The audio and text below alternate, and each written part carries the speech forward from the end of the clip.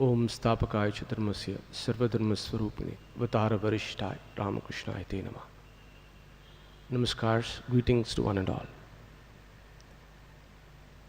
Today's topic is how we can welcome meditation into our daily lives. Welcoming meditation into our daily lives. Some glimpses I would like to share from the life of Swami Vivekananda. While studying the lives of the disciples of Sri Ramakrishna, we may observe Swami Vivekananda from his childhood had evinced a very keen interest to meditate. Sri Ramakrishna used to call him a Dhyana Siddha, one who is adept at meditation. I would like to share a reminiscence with you, one which Girish Chandra Ghosh, a very famous playwright of Bengal and a brother disciple of Swami Vivekananda, recalled. On one occasion, when meditating with Swami Vivekananda, when they both started to meditate, Girish's concentration was disturbed by the onslaught of mosquitoes. This was in Calcutta in those times.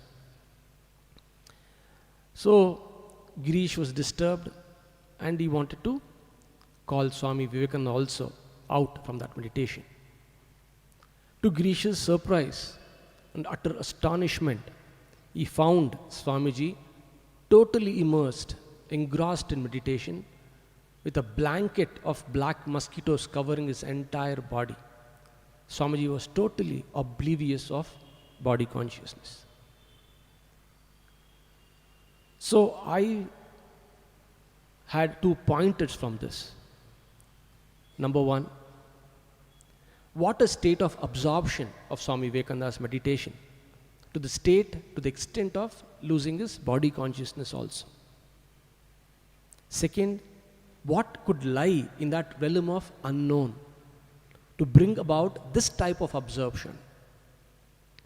What could engross a mind so much that he becomes oblivious of the body consciousness? One of Swami Vivekananda's emphatic quotes on meditation, Swamiji says, meditation is the one thing, the greatest thing is meditation. The nearest approach to spiritual life is meditation, the mind meditating. It is that one movement in our daily life that we are not at all material. The soul thinking of itself, free from all matter, this marvelous touch of the soul. That's what Swamiji says. So to briefly focus on the idea of how we need to incorporate, bring it into our daily lives. Some essentials, how we can begin. You know, in Vedanta, there is a text called Prakarana Granthas, the introductory texts, which introduces higher concepts for a beginner. One such text is the Vedanta Sara by Sadananda. I would like to quote a sutra from that, and we'll extrapolate some ideas from that sutra. It says, Tatra anubandho nama adhikari vishaya sambandha prayojanani. The term anubandha means how we can connect, that connecting link with various elements or aspects of attributes where we can ensure that a mastery of the subject is made. So what are the different aspects? What are those attributes so that mastery can be attained? Number one, we need to determine the competency or eligibility of an aspirant. You know, the eligibility, where various ways eligibility happens. The aspirant should be eligible or should become eligible to receive that knowledge.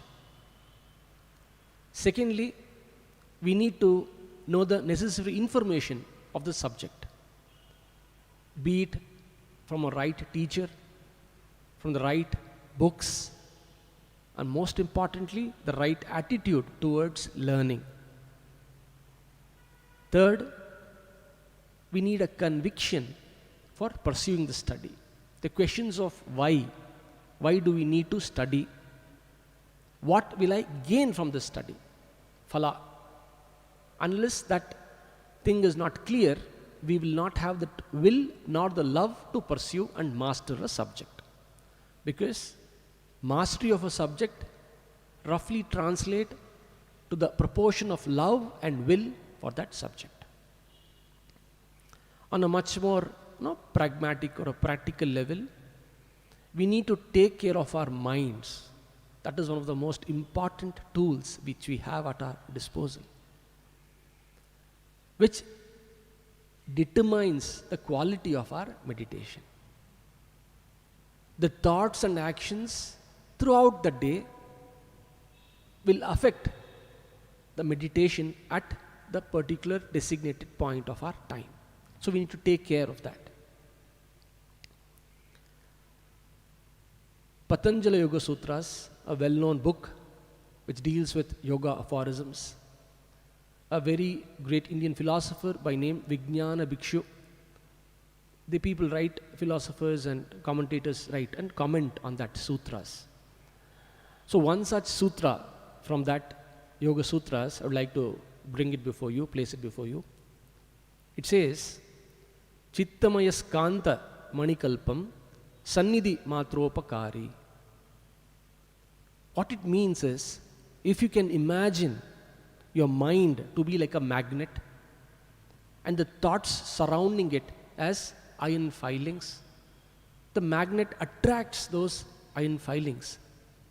So irrespective of the thoughts being positive or negative, irrespective of the fact that you're in a conscious or a subconscious state, the mind attracts those things to itself.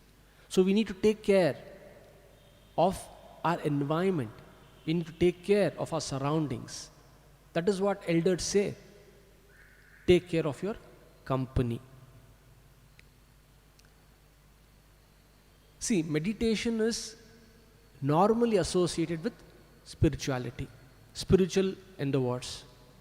So if we can assess it, try to objectivize it, saying that what is our benchmark to find out whether we have attained to a degree of spiritual mastery. I would like to recall Swami Ranganathanji Maharaj's saying. He used to question, if you want to know if you are growing spiritually, these are the following checklists to be followed. He says, can you love others? Can you feel oneness with others? Have you attained peace within yourself? And do you radiate it around you? This is what is called spiritual growth. How is it attained? Which is stimulated by meditation inwardly and work done with the spirit of service outwardly. So, let meditation be a therapeutic to our worldly problems and assist in realizing one's true self. May the Divine Trio guide us in our efforts. Om Shanti Shanti Shanti. Harihi Om Tat Sat. Shri Ramakrishna Arpanamastu.